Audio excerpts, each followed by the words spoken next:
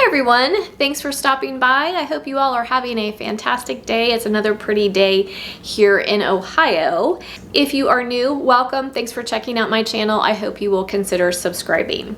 So today's video is by request. I had several of you show interest in canning up Tikka Masala or Chana Masala. So I went on a mission to find an approved way to do so. Now, I could not find a tested recipe for Tikka Masala or Chana Masala, so we are going to use a recipe from the all-new Ball Book of Canning. You guys know I love this book. They have a recipe for chicken curry that we are going to safely turn into Tikka Masala or Chana Masala. Now, Tikka Masala is made with chicken, Chana Masala is made with chickpeas, but the ingredients are the same. So, for their chicken curry, the ingredients that they use, like I said, are very similar to masala. They're using boneless chicken cut into 2-inch chunks. They're using onion and tomatoes. Those are traditionally in Tikka Masala or Chana Masala. They are also including peeled and diced potatoes and raisins. So I'm leaving out the potatoes and raisins. That is not found, at least in a recipe that I could find for Tikka Masala or Chana Masala. So we're gonna leave out the potatoes and the raisins. They're also using, for seasoning, salt, chopped fresh cilantro. I am going to use dried cilantro instead of fresh. You could totally use fresh here as suggested in the recipe. I think dried herbs can better than fresh. So I'm gonna be using dried cilantro instead. The recipe also calls for tomato paste, which we're gonna be using. That is in masala. And then they're also using curry powder and garam masala. Garam masala is a blend of spices that is found obviously in Tikka Masala or Chana Masala. I am not going to be using the curry powder. I am only going to be using the garam masala seasoning. You can readily find this in just about any grocery store. Nowadays, it's not too difficult to find. Now, as I was looking at different recipes for Tikka Masala and Chana Masala, there are different recipes that use different spice blends in addition to the garam masala. I'm gonna keep our recipe very basic here, but just know you can safely add dried spices when you are pressure canning. So feel free if you wanna add some coriander or garlic powder, onion powder. There are some other seasonings, chili powder, I believe. There's a special chili powder that is included in some of the recipes for traditional Tikka Masala. And some other things. You can safely add those. I'm trying to just keep it simple here and just do a basic recipe for you. So I'm just going to use the garam masala today. Now, if you are familiar with the recipes in the all-new Ball Book for the simple one-jar meals, which is where I found the chicken curry, the method that they use is just raw packing everything in a jar and then topping it off with stock and then canning it up. I'm going to use a different method because I want to actually create a sauce, especially since we're going to be, part of it is going to be chickpeas. I am going to turn their ingredients into a sauce instead of using the method that they are using. Now, their recipe does call for finely chopped tomatoes. They are referring to raw tomatoes, obviously. I am not going to use chopped tomatoes, especially since we're making a sauce. I'm going to use some of my home canned tomatoes and I'm going to crush them up. I canned mine whole. I'm going to crush them up to make our sauce. So that is one change I'm going to make. I'm leaving out the potatoes and the raisins, and everything else is pretty much the same. So we're just going to follow guidelines that you would use for canning up beans, which are the chickpeas part. And then for the chicken, the Tikka Masala, we're just going to pack our par-cooked chicken. I prefer using par-cooked chicken as opposed to raw packing. So I have par-cooked my chicken, and I will leave a link, an iCard for you up here and in the description box for canning pretty chicken, and that will go over the method I use for par cooking my chicken if you want to do the Tikka Masala. So I do have par cooked chicken, but with this recipe you could also raw pack if you prefer. I don't particularly care for raw packed chicken. So mine is par cooked. So we're just going to follow guidelines for canning up chicken. I went ahead and soaked my chickpeas. I did a quick soak. And if you need instructions on that, I will leave a link so you know how to do a quick soak. You could also do an overnight soak. I prefer a quick soak. Then after my quick soak, I change the water and I have let them simmer very gently for about 30 minutes. Anytime that you are canning up beans, you should par cook your beans according to proper canning guidelines. So that is where we are. So the next thing we're going to do, I've got my beans ready, I've got my chicken ready. So now we're going to go ahead and make our sauce, and then we're ready to pack our jars and start the canning process. This must be pressure canned. You cannot water bath can this recipe. So I'm gonna bring you in close, we're gonna make the sauce, and then we're gonna get started. Okay, so here we are, ready to make our sauce. I'm going to turn my heat on to a medium-high heat. I am going to use 2 quarts of whole tomatoes. And I'm just going to crush them with my hands. Okay, to my crushed tomatoes, I'm going to add 2 cups of finely diced onion. I'm going to add 1 6-ounce can of tomato paste. Now, some tikka masala recipes call for some heat. Sometimes they get it from a special type of chili powder. Sometimes they get it they use a serrano or a jalapeno pepper to add some heat. If you wanted to, you could finely chop either one of those peppers or add a chili powder to add some heat. Like I said, I'm keeping this very basic to kind of try to appeal to anyone and everyone. So I'm not going to add any heat to mine. Some recipes, like I said, call for heat. Some of them don't. So I'm keeping mine just a mild version. So for our seasonings, we're going to add a tablespoon of salt. I'm going to taste it after I get everything mixed together, but we're going to start with a tablespoon of salt. I'm going to add 2 tablespoons of dried cilantro. I will leave amounts to use of fresh cilantro if you're using fresh. And then I'm going to use 2 tablespoons of the Garam Masala seasoning blend.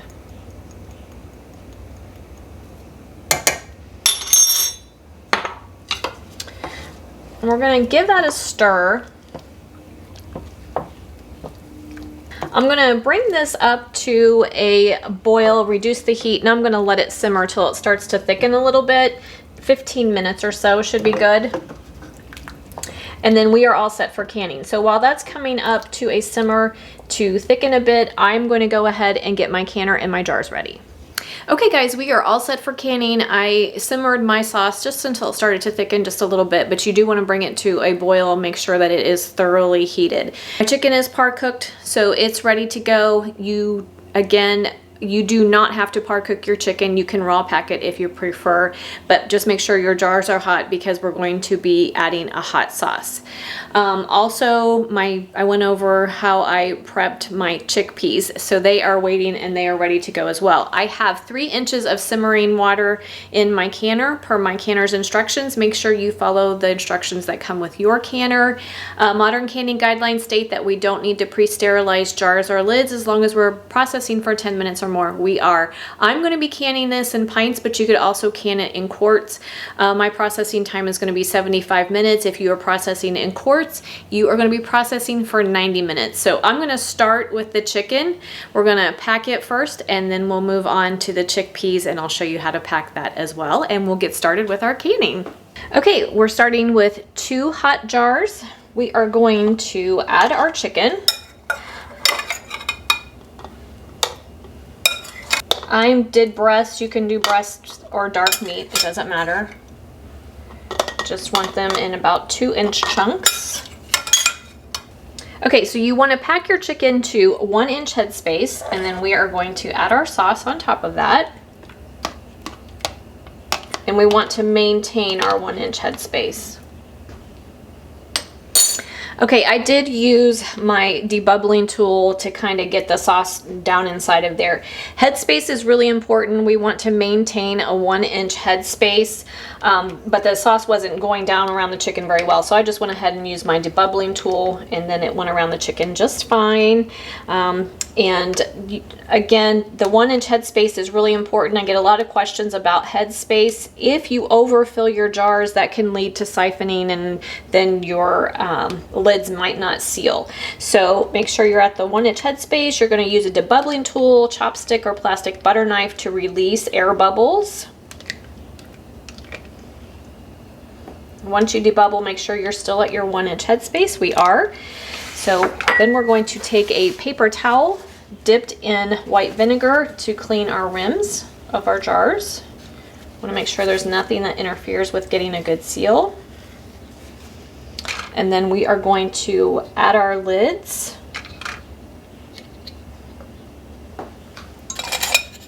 And then apply our bands to fingertip tight. Okay, so now we're ready for our Chana Masala. So we are going to fill our jars just over half full with our chickpeas.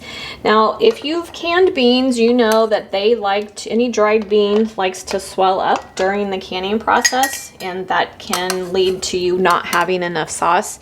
Even as they sit on the shelf, beans tend to continue to absorb liquid. So you're better off underfilling with beans than overfilling if you want any sauce. And Chana Masala is a saucy dish, so I'm gonna fill my jars just over half full. All right, once you're happy with the amount of chickpeas you have, you're gonna do just like we did with our chicken. We're gonna top it off with sauce to 1-inch headspace. Again, once you're happy with your headspace, you're going to take your debubbling tool, plastic butter knife, or chopstick, release your air bubbles. You wanna make sure you maintain 1 inch of headspace. If your headspace decreases, you might want to top it off with a little more sauce. And again, we're going to take our paper towel dipped in white vinegar, clean the rims of our jars, center our lids, and apply our bands to fingertip tight. Okay guys, my canner is full. I got 8-pint jars. So we are going to take the leftover vinegar. You want a couple tablespoons of vinegar, pour that into your canning water so that it keeps your jars nice and clean during the canning process. None of the mineral deposits in our water will collect on the outside of our jars if you do that. So once you do that, you're gonna go ahead and put your lid on your canner. For the All-American canner, you're gonna line up the notch with the arrow, and then you're going to tighten your thumb screws 2 at a time. You wanna make sure that your lid is fairly even all the way around. And then we're going to crank our heat up to high, and we are going to vent our canner for 10 minutes. We're gonna see a steady stream of steam come out of our vent for 10 minutes. After that time, we can go ahead and add our weight, and at that point, I'll bring you back. Okay guys, we've been venting for 10 minutes. We've had a steady stream of steam coming out of our vent for 10 minutes, so it's time to put our weight on. I'm under 1,000 feet, so I'm gonna be canning at 10 pounds of pressure. So make sure you know your altitude to know what adjustments you need to make. I'm gonna go ahead and add my weight. It'll come up to pressure. When it does, my weight will start rocking, and then we can start our processing time. Okay guys, my weight is starting to rock, so I can start my processing time. I'm gonna set my timer for 75 minutes. If you are processing in quarts, you want to process for 90 minutes. At this point, you want to adjust your heat just to maintain the rocking 1 to 3, 1 to 4 times a minute. If you have a canner other than this one, make sure you understand, follow the instructions that come with your canner to know how often your weight should rock, because it can vary from canner to canner. So I'm going to adjust my heat, process for 75 minutes, and I will bring you back. Okay guys, we are all done. When my processing time was over, I turned my canner off, let it return to 0 pressure naturally, waited 5-10 minutes, took the lid off, and I've waited 10 minutes more, and to let them cool down a little bit. But here's a jar of our beautiful Chana Masala. This one has the chickpeas in it. So delicious. My kitchen smells amazing.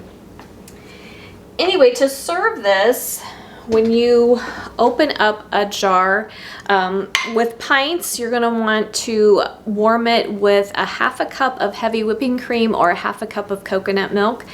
Even better, if you canned in quarts, you'll want to use a cup of coconut milk or heavy whipping cream, heat it up, and then you can serve it over rice or with warm homemade naan bread.